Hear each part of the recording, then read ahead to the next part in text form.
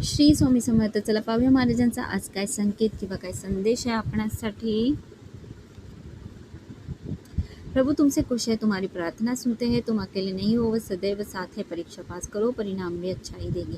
तुमच्या आयुष्यात जितकी पण परीक्षा येतात त्या सगळ्या परीक्षांना सामोरे जा, त्या संघर्षांना सामोरे जा, कारण देव तुमच्या सोबतीला आहे आणि तुमची प्रार्थना सुद्धा ऐकतोय आणि तो नक्कीच तुमचं आयुष्य बदलेल. पण त्या परीक्षा तुम्ही पास करा. फक्त ह्या तुमच्या परीक्षा चालल्यात, यांना तुम्ही पास करा. सेल्फ लव करो, लोगों को माफ़ करो, गुस्से में कंट्रोल लाओ, आगे बढ़ो, चीखो मत, चिल्लाओ मत, मेडिटेशन करो. तुम्हाला माहिती आहे राग हा नेहमी आपलाच नुकसान करतो. रागामध्ये कोणाचं नुकसान होतं? दुसऱ्याचं नुकसान न होतं. इवन हे माझ्यासाठी सुद्धा लागू होतं. मी पण कधी कधी रागाच्या भरात आहे ना स्वतःचं नुकसान करून बसते. म्हणजे मी जास्त ओरडली की मलाच त्रास होतो, मला छातीत दुखायला लागतं, मला माझं डोकं दुखायला लागतं, म्हणजे असं थरथर सारखी होते. तर कुठे ना कुठे राग हा आपलाच नुकसान करतो, हे की नाही? आणि मला कळतं आणि मी आपल्या रागाला, तुम्हाला माहिती आहे मी खूप प्रयत्न करते ना, आता मी खूप सक्सेसफुल झाली आहे की मी हळूहळू, एकदम जास्त राग नाही, पण मला ना कधी कधी अचानक मी खूप सहन करून करून एकदाच असं माझा राग फुटायचा आणि त्यामध्ये माझंच नुकसान व्हायचं.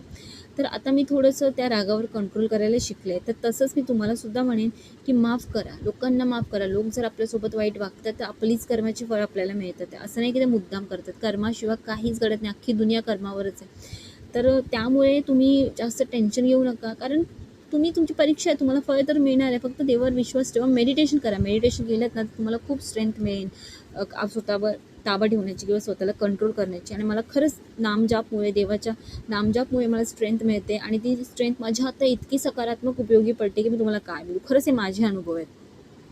बोले हो भले हो, इसका फ़ायदा उठाया जा रहा है. ध्यान दो, चालाक बनो, खुद का इस्तेमाल मत करवाओ, बाकी गहराई में जो. काही लोक मुद्दाम तुम्हाला रागवण्यासाठी अशा गोष्टी बोलतात जेणेकरून तुम्ही रागावत, तुम्हाला त्रास व्हावा आणि तुम्ही स्वतःचं नुकसान करून घ्यावं. तर ह्या गोष्टी समजण्याचा प्रयत्न करा. काही लोक याचसाठी तुम्हाला राग देतात किंवा याचसाठी तुम्हाला फसवतात. देव तुमच्यासोबत आहे, देवाला तुमची काळजी आहे म्हणून तुम्हाला काय सांगितलं. जेव्हा आपण स्वतःशी प्रेम करतो ना तेव्हा आपण लोकांच्या वागवण्यानुसार वागत नाही. लोकांची इच्छा झाली की आपल्याला राग यावं, ते असं कसं बोलू आपण रागवलं. लोकांची इच्छा झाली की आपण हसावं, तर नाही. आपलं हसणं, आपलं रागवणं, आपली सगळी जी आपले इमोशन्स आहेत ते आपल्या मनानुसार बाहेर निघाले पाहिजे. जेव्हा आपल्याला वाटते आपण रडू तेव्हा आपण रडलो पाहिजे. आपल्याला वाटते की नाही इथे चुकीचं घडतं, इथे थोडं रागवणं गरजेचं आहे, तिथे आपण कोणाच्या दुसऱ्यांच्या हाताची कटपुट्टी नाही बनायची. एखाद्याने विचार केला, आलं तुमच्याकडे, तुम्हाला असं असं बोलले आणि तुम्ही खूप चांगल्या मूडमध्ये आहात आणि चांगल्या मूडमध्ये असं तो व्यक्ती असं बोलून गेला, तुम्हाला लगेच राग आला. याच्यामध्ये तुमचंच नुकसान आहे. त्याला तेच तर हवं होतं. तर अशी लोकं आहेत तुमच्या अवतीभोवती, तर अशा लोकांना तुम्ही ओळखायला शिका. फक्त हे स्वामींना सांगायचं आहे की ओळखायला शिका, कोण आपलं आणि कोण परकं. श्री स्वामी समर्थ.